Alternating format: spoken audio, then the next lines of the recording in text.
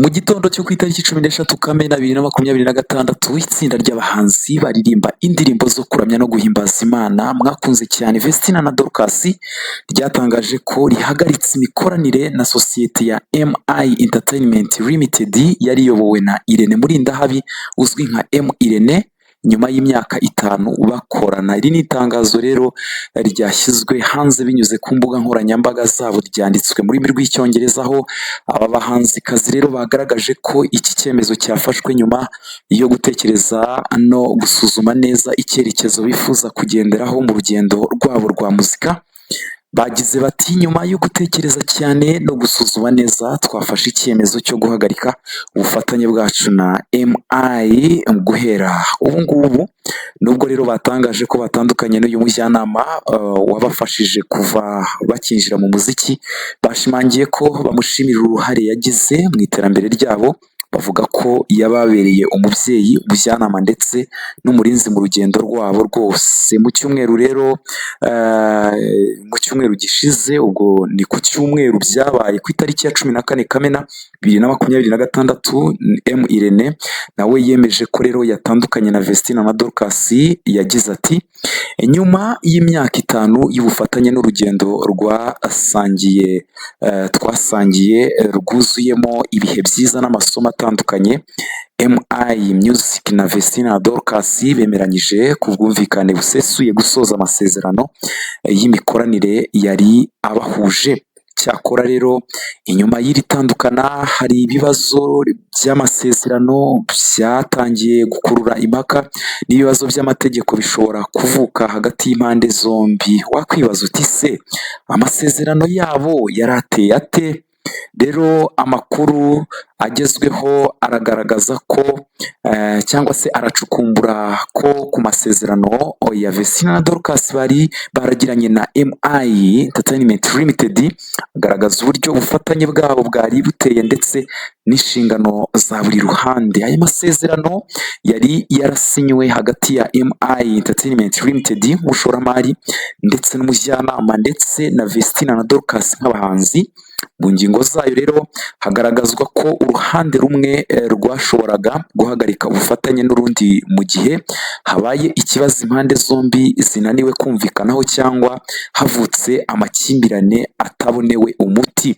Gusa aya masezerano yabasabaga ko uruhande rwifuza kuyasesa rubanza kubimenyesha urundi mbere y'iminsi 30. Amakuru rero agaragaza ko amasezerano ya mbere yari ay'igihe cy'imyaka 3, akaba yararangiye mu mwaka wa 2025. Nyuma yaho impande zombi ntizigeze rero zisinyana andi masezerano mashya. Bivuze ko kuva mu ntangiriro za 2026 bakomeje gukorana nta masezerano mashya bafite hagati yabo.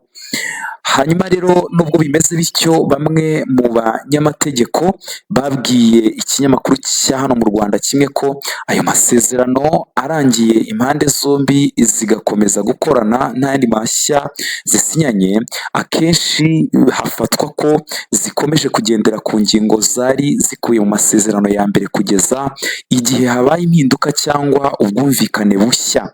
Inshingano za MI Entertainment Limited n'iza Vestina na Dorcas zari ziteye gutya. Amasezerano agaragaza ko MI Entertainment Limited yari afite inshingano nyinshi zirimo gutangaza indirimbo z'abahanzi mu buryo bw'amajwi, audio, gukora amashusho, video, kwamamaza ibikorwa byabo mu bitangazamakuru bitandukanye, gushyira ibihangano byabo ku mbuga nkoranyambaga zicururizwaho umuziki.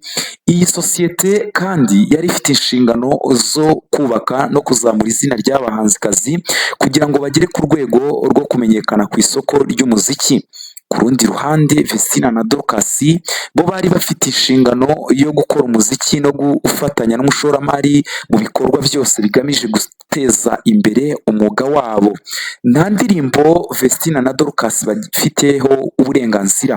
Kimwe mu bice bikomeye biri muri aya masezerano ni ikijyanye n'uburenganzira ku bihangano. Inshingano z'aya masezerano zigaragaza ko uburenganzira bwose ku ndirimbo zakozwe muri ubwo bufatanye bwari ubwa bwa MI Entertainment Limited, bivuze ko MI Entertainment Limited niyo yari ifite uburenganzira ku bihangano cyangwa se ku gihangano icyo ari cyo cyose cyakozwe. Mu yandi magambo, mu gihe aya masezerano yaba akigenderwaho nk'uko bamwe mu banyamategeko babivuga, Vestine na Dorcas nta ndirimbo n'imwe bafiteho uburenganzira busesuye mu mategeko.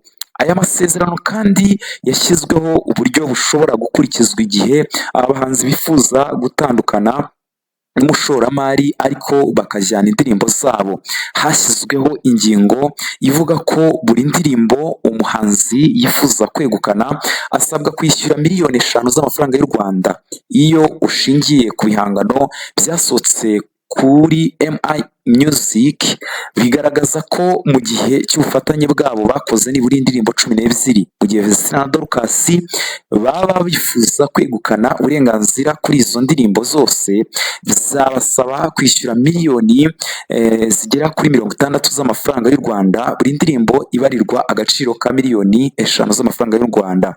Hari n'inkunga y'amafaranga bahabwaga buri kwezi bayihabwa n'iyi label bakoreragamo ya MI Entertainment Limited. Amakuru yizewe rero yabonetse agaragaza ko MI Irene yajyaga aha Vestine na Dorcas amafaranga arenga 300,000 by'amafaranga y'u Rwanda buri kwezi yo kubafasha mu mibereho no gukomeza ibikorwa byabo bya muzika. Aya makuru kandi avuga ko mbere y'uko hasohoka itangazo rivuga ko batandukanye, aba bahanzikazi babanje kuvugana na Irene kuri telefone bamumenyesha ko bifuza kurangiza ubufatanye bwabo kuko bashaka icyerekezo gishya n'iterambere bavuga ko ryisumbuyeho.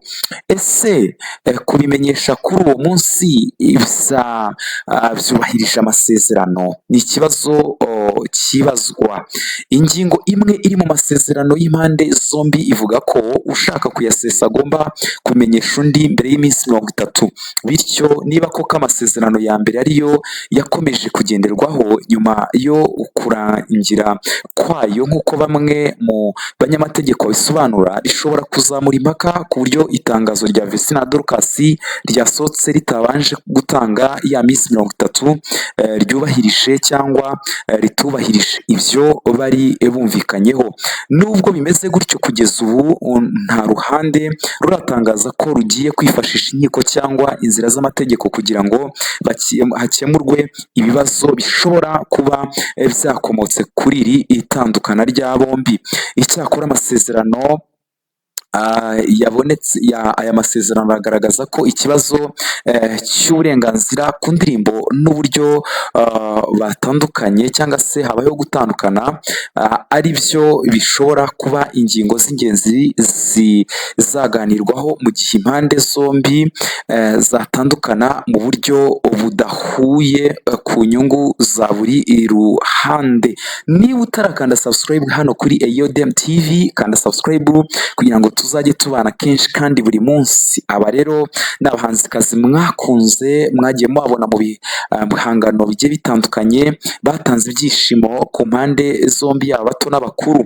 Rero kugeza kuri ubu ngubu batandukanye, hitezwe rero kumenya igikurikira nyuma y'uko iri tangazo rishyizwe hanze, ndetse hitezwe kuzareba niba koko bazabishobora batari kumwe na Irene, kuko yababereye umubyeyi, ababera papa, yarabakurikiranaga ahantu hose, ngira ngo mwarayibonaga ama anniversaire yabo, mu bihe by'iminsi mikuru yabo, ndetse no mu bihe bigiye bitandukanye ko mwagiye mubibona, ndetse n'ibya mukuru wa Dorcas Vestine mu bukwe Irene yari arimo rwose n'umutima we wose. Rero abari batekerezaga ko Irene azashaka Dorcas amerwe asubire mu isaho, kuko Irene we agiye kwishakira umunyarwanda ndetse akaba n'umunyamahangakazi mu minsi ya vuba, naho we ubukwe bwe buraba bubaye. Rero ikijyanye n'ubufatanye mu gukora imiziki cyarangiye, ubwo